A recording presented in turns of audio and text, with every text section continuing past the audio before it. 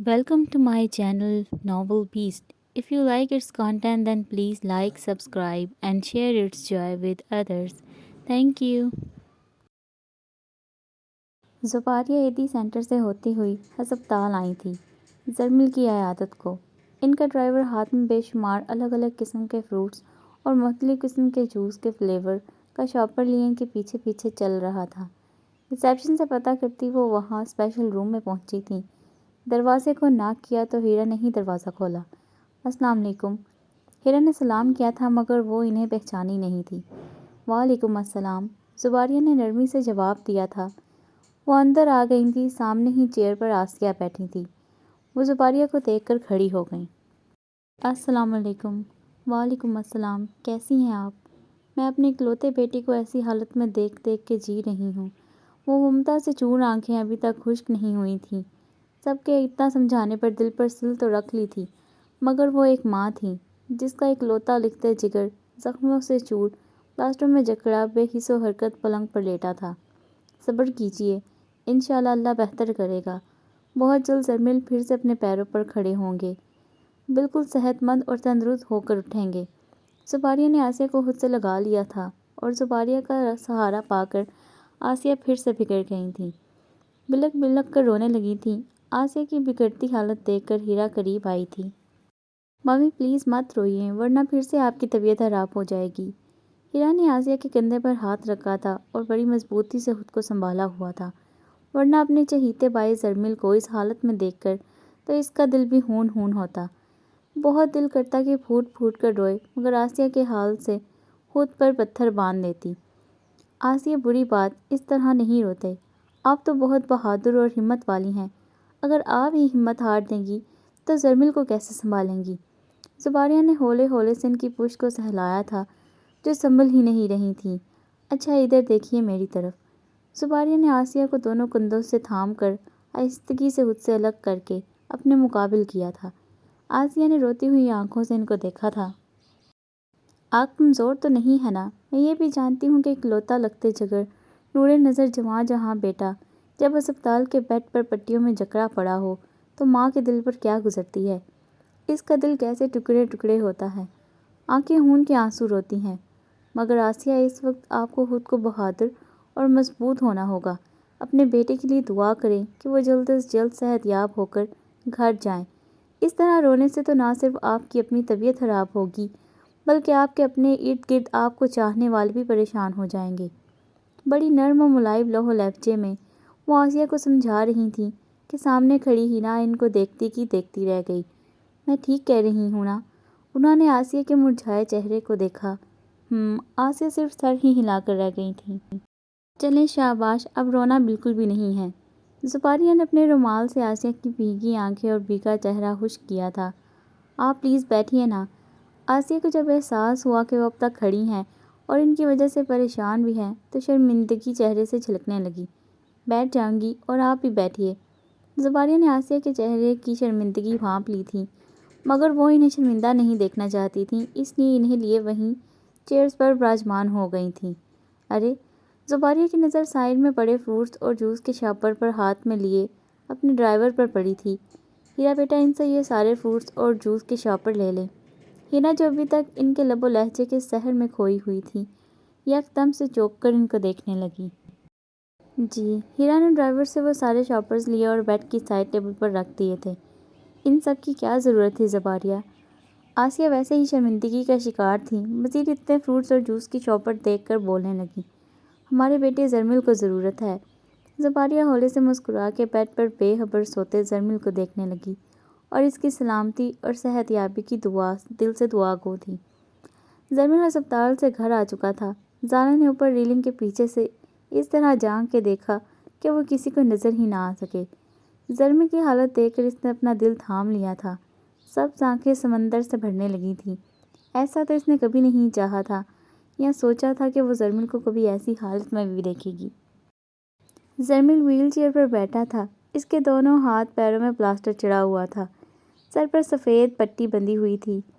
हीरा ने बताया था कि जर्मिल के सीने पर कांच के बारीक बारीक टुकड़े घुसने की वजह से वहाँ काफ़ी जख्म आए हैं।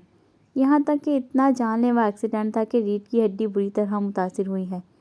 جانے کب تک اسے بیڈ ریسٹ کرنا پڑے گا، اسٹک استعمال کرنی پڑے گی، فی الحال تو وہ بھی چلنے پھرنے سے ہی معذور رہے گا۔ ظالم نے بغور اس کے چہرے کو دیکھا۔ ان چند ہفتوں میں ہی اس کی رنگت بالکل سفید پڑ گئی تھی، جیسے جس میں خون کا ایک قطرہ بھی نہ ہو۔ سرمئی کانچ میں ایک جہاں کی جو اس نے چمک دیکھی تھی وہ بالکل ماند پڑ چکی تھی۔ ظالم سے تا دیر زلمل کی یہ حالت دیکھی ہی نہیں گئی۔ وہ اپنی سسکیاں دباتی اپنے ہونٹوں پر ہاتھ رکھتی تیزی سے اپنے بیڈ روم میں بھاگی تھی اور دروازہ اندر سے لاک کر کے زاروں قطار بلک بلک کر رونے لگی تھی۔ عارفین اس کی ویل چیئر گھسیٹتا ہوا اس کے بیڈ روم تک لایا تھا اور نہایت ہی آرام سے زلمل کو چیئر سے اٹھا کر اس کے بستر پر لٹا دیا اور بلینکٹ اس کے سینے تک ڈال دیا تھا۔ میری جان، کچھ دن اور ہسپتال میں رک جاتے تو بہتر ٹریٹمنٹ ہو جاتی۔ آسیہ نے بڑی مشکل سے اپنے دل کو سنبھالا ہوا تھا۔ نہیں ممی، میں زیادہ ایزی فیل گھر میں کروں گا۔ ویسے زلمل، بڑی ممی کچھ غلط بھی نہیں کہہ رہی ہیں، مگر تم اپنی ضد کے آگے کسی کی بھی نہیں چلنے دیتے ہو۔ عارفین نے آسیہ کی بات کی تائید کی تھی۔ زلمل نے کچھ نہیں کہا بلکہ خاموشی سے آنکھیں موند لیں، ہونٹوں کو آپس میں سختی سے بیچ لیا تھا۔ شاید اسے تکلیف زیادہ ہو رہی تھی، جو عارفین نے فوراً نوٹ کر لیا تھا۔ زلمل، زیادہ درد ہو رہا ہے تو ڈاکٹر کو یہیں بلوا لوں؟ عارفین نے جھک کر پوچھا۔ نہیں، میں ٹھیک ہوں۔ زلمل نے اپنی تکلیف کو دبا دیا تھا۔ ایسا ہے زلمل، کچھ پہلے سوپ پی لو، پھر یہ دوائی میں خود کھلا دوں گا۔ ارشد زلمل کے پاس ہی جگہ بنا کے بیٹھ گیا تھا۔ نہیں، اس وقت میرا کسی چیز کو کھانے پینے کا دل نہیں چاہ رہا۔ زلمل نے صاف انکار کر دیا تھا۔ مگر یار، یہ دوائی کھانی بھی تو ضروری ہے۔ ارشد نے اس کے ہاتھ پر ہاتھ رکھا تھا۔ تائی امی، آپ سوپ لے کر آئے، میں خود زلمل کو پلاتا ہوں، ورنہ یہ تو یوں ہی انکار کرتا رہے گا۔ ارشد نے پاس کھڑی آسیہ سے کہا، جو فوراً باہر نکلی تھی، کیونکہ وہ بھی چاہ رہی تھی کہ زلمل کچھ کھا لے تو دوائی لے کر سکون کی نیند سوئے۔ عارفین نے بغور ارشد کو دیکھا۔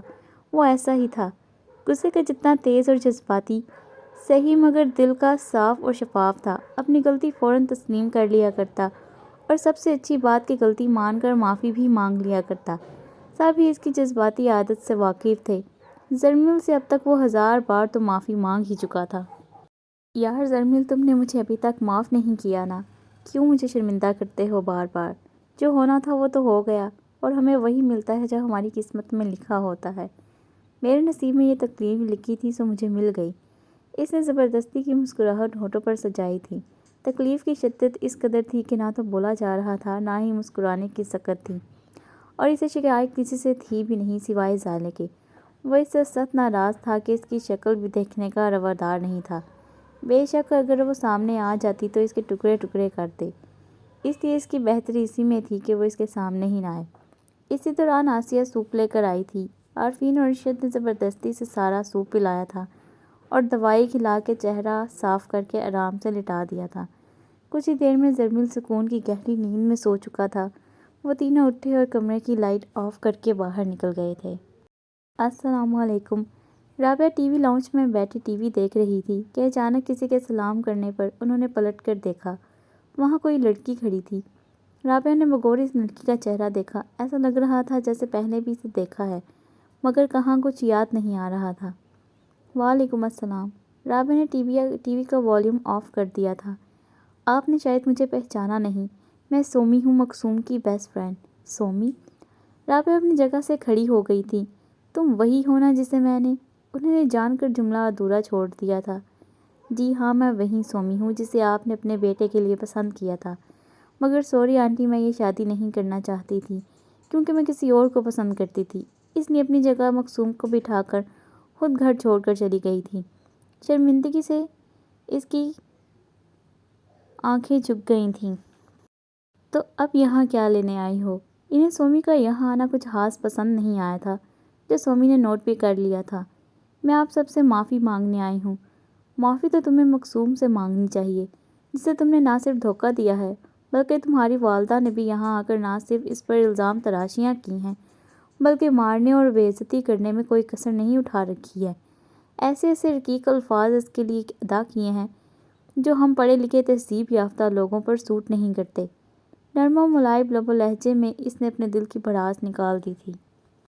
آئی نو آنٹی، اور اسی لیے میری ممی آپ لوگوں سے ملنے آنا چاہ رہی ہیں، مگر کس لیے؟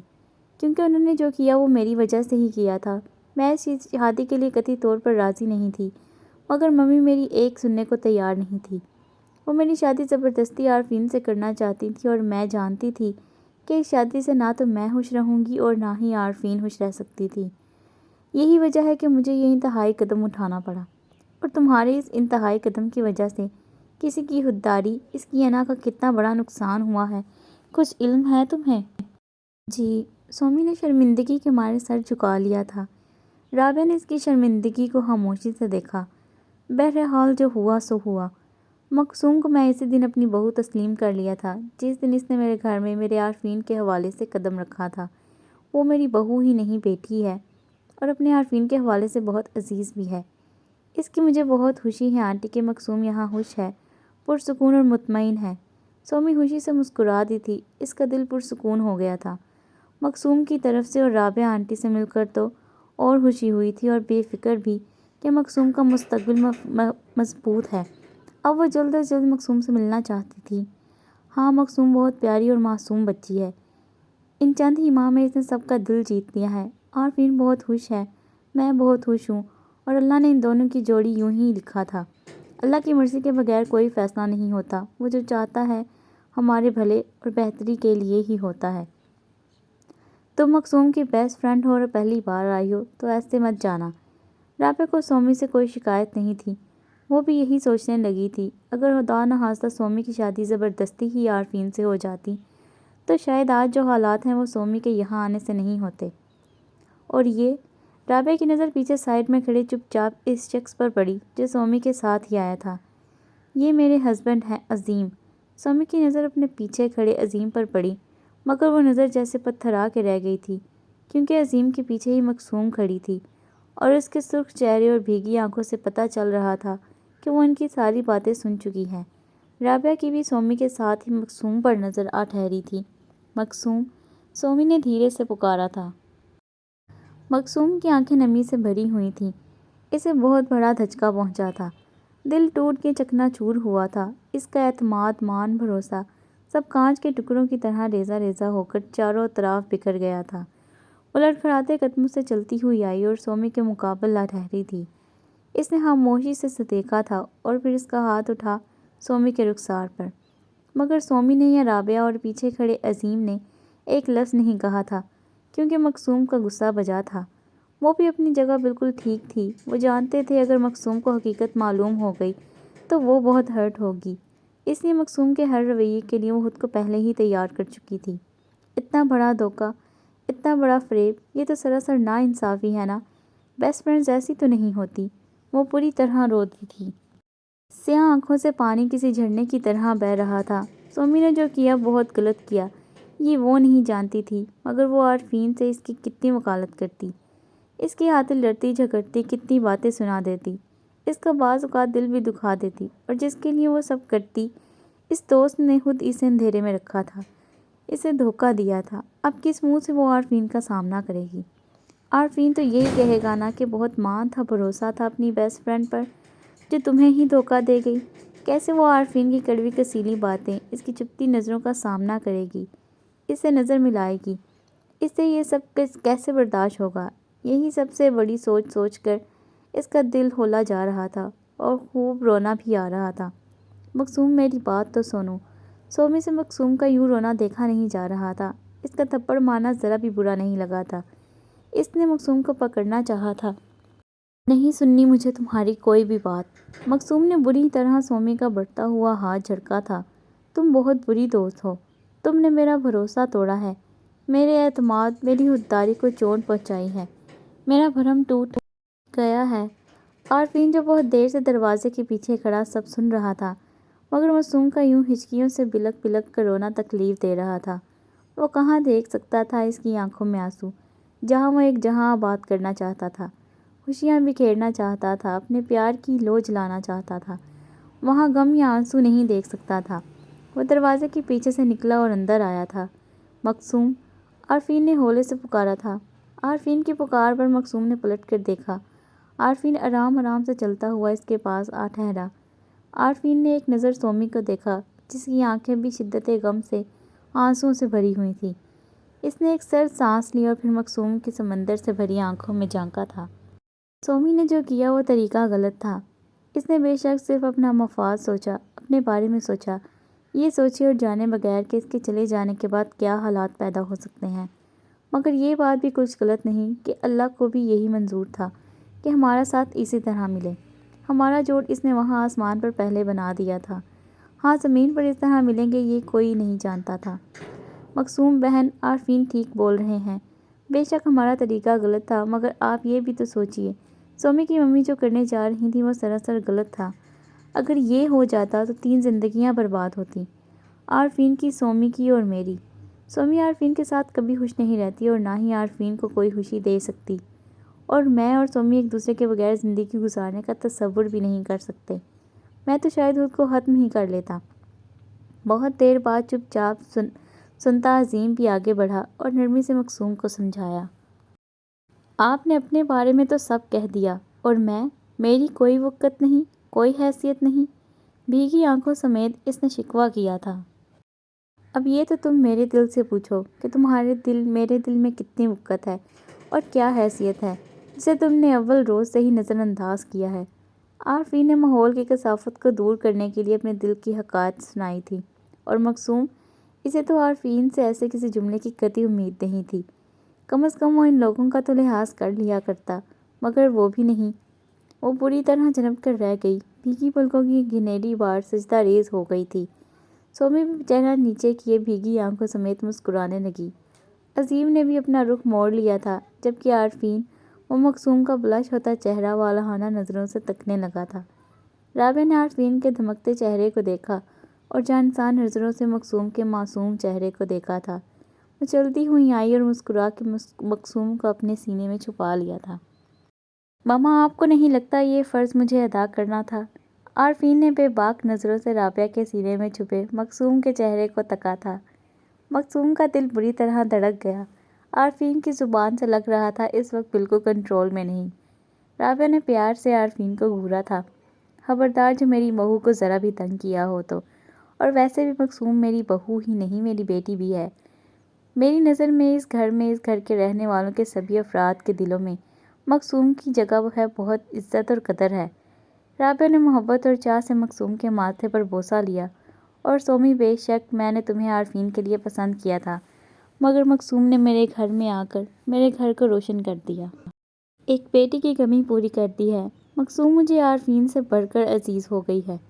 مکسوم رابعہ کی اتنی محبت اور چاہ دیکھ کر نہال ہو گئی تھی۔ اس کے دل میں رابعہ کے لیے مزید عزت بڑھ گئی تھی۔ آنسو بے اختیار ہی جھلک پڑے تھے۔ اس نے رابعہ کو نہایت عزت اور قدر کی نظروں سے دیکھا تھا۔ سومی اور عازم نے بھی اب بہت احترام سے رابعہ کو دیکھا، بلکہ دل ہی دل میں ان کے مٹھاس بھرے لب و لہجے کی گرویدہ ہو گئی تھی۔ مکسوم کی قسمت پر رشک آ رہا تھا کہ بہت چاہنے والے اس کی قسمت میں آئے ہیں۔ عارفین جیسا پیار اور محبت چاہت لٹانے والا شخص اس کی زندگی کا حصہ تھا۔ نہیں، خبردار، اب رونے کی کوئی ضرورت نہیں ہے۔ غموں کے جتنے بادل تھے سب جھٹ گئے، غلط فہمیوں کی جتنی دیواریں تھیں سب گر چکی ہیں۔ تم اپنا دل وسیع کرو اور کھلے دل سے اپنی بیسٹ فرینڈ کو ویلکم کہو۔ پہلی بار سومی اپنے ہسبینڈ کے ساتھ ہمارے گھر تم سے ملنے آئی ہے۔ خوب حادث مدارت کرو، اور میں جانتی ہوں کہ میری بیٹی کا دل بہت بڑا ہے، وہ نہایت اعلیٰ ظرف کی مالک ہے، اس لیے سب شکوے و شکایت دور کرو اور سومی کو گلے لگا کر معاف کرو۔ بلکہ میں تو سومی کا یوں بھی شکریہ ادا کرنا چاہوں گی کہ آج اسی کی بدولت تم میرے پاس ہو۔ رابعہ نے دونوں شانوں سے مکسوم کو تھام کر اس کے سامنے کیا۔ مکسوم کیا کہتی، جب آنکھوں سے دھند صاف ہوئی تو سارا منظر صاف و شفاف دکھائی دینے لگا تھا۔ سومی آگے بڑھی اور مکسوم کو اپنے گلے سے لگا لیا تھا، کیونکہ سارے شکوے اور کھلے دلوں کی کدورتیں، غلط فہمیاں مٹ چکی تھیں۔ تھینکس مکسوم، محترمہ سب کے ہی گلے لگ رہی ہیں، اس معصوم اور بیچارے کا نمبر بھی آئے گا۔ سرگوشی نہایت دھیمی اور جان لیوا تھی، جو سومی اور مکسوم کی سماعت سے محفوظ نہیں رہ سکی تھی۔ سومی مسکرا کے مکسوم سے الگ ہوئی اور عارفین کو دیکھنے لگی۔ عارفین، مکسوم بنسبت نہایت ہی شرمیلی مکمل حیا کا پیکر ہے، بلکہ میں تو بعض اوقات اس قدر حیران ہو جاتی ہوں کہ لندن جیسے آزاد شہر میں یہ کیسے رہ لی، اس نے وہاں زندگی کیسے گزار لی۔ سچ پوچھو سومی تو میں بھی اتنا ہی حیران رہ جاتا ہوں۔ مگر اس بار مقصوم کے چہرے پر کوئی لالی، کوئی شرمیلی مسکراہٹ نہیں تھی۔ ایک ڈر و خوف کا سایہ لہرایا تھا، ایک کرب اور درد کا رنگ ابھرا تھا۔ اذیت کی ایک تحریر رقم ہوئی تھی جو عارفین جیسے زیر نظر رکھنے والے شخص سے پوشیدہ نہیں رہ سکی تھی، اور یہ کوئی پہلی بار نہیں ہوا تھا۔ اکثر وہ کبھی اس سے لندن کا ذکر چھیڑتا تو اس کی رنگت بدل جاتی تھی۔ اس کی آنکھوں سے دہشت و وحشت ٹپکنے لگتی، اور کبھی اس کی وجہ معلوم کرنے کی کوشش کرتا بھی تو کوئی نہ کوئی بہانہ بنا کر رہ جاتی، جان چھڑا کے بھاگ جاتی۔ جیسے پہلے تو وہ وہم سمجھ کر جھٹلا جاتا، مگر اب شک کے بیچ میں یقین کی درار پڑنے لگی تھی۔ کچھ تو غلط ہے جو وہ عارفین سے چھپا رہی ہے، کچھ ایسا ہے جو اسے ہمہ وقت پریشان کرتا ہے۔ کسی آنے والے وقت سے اس کی نظریں سہمی اور ڈرتی ہیں۔ اتنا تو وہ جان ہی گیا تھا کہ وہ آنے والے وقت کچھ صحیح نہیں ہے، اس لیے بغور خود پر گھورتی دو نظروں نے مقصوم کو مزید ہراساں کر دیا تھا۔ وہ ان دو نظروں سے اپنی نظریں چرانے لگی، اپنی سوچوں پر بند باندھنے لگی تھی، کیونکہ وہ جانتی تھی کہ عارفین مقصوم کی سوچوں کو پڑھنے کا فن جانتا ہے۔ تو مقصوم بہن، میں یقین کر لوں کہ آپ نے ہمیں دل سے معاف کر دیا ہے؟ اچانک ہی اعظم نے بے یقین نظروں سے مقصوم کو دیکھتے ہوئے پوچھا۔ جی، مقصوم اپنی گہری سوچوں سے بری طرح چونک کر رہ گئی۔ جی ہاں اعظم بھائی، ہماری مقصوم نے آپ لوگوں کو معاف کر دیا ہے، بلکہ آج کے ڈنر آپ ہمارے ساتھ کر رہے ہیں۔ عارفین نے مقصوم کو مشکل سے نکالا تھا۔ مقصوم نے نظر اٹھا کے عارفین کو دیکھا جو ابھی بھی اسے ہی دیکھ رہا تھا۔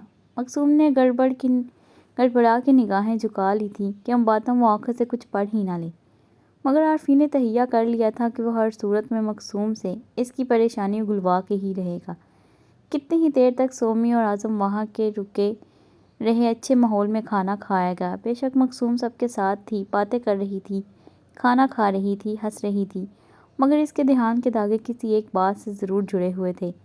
تبھی سے کبھی کبھی اس کے چہرے پر پریشانی کی گھبراہٹ کے واضح رنگ نمایاں ہو جاتے، جو صرف اور صرف عارفین ہی دیکھ سکتا تھا، اور اس نے فیصلہ کر لیا تھا کہ وہ ضرور اس سے پوچھ کر رہے گا۔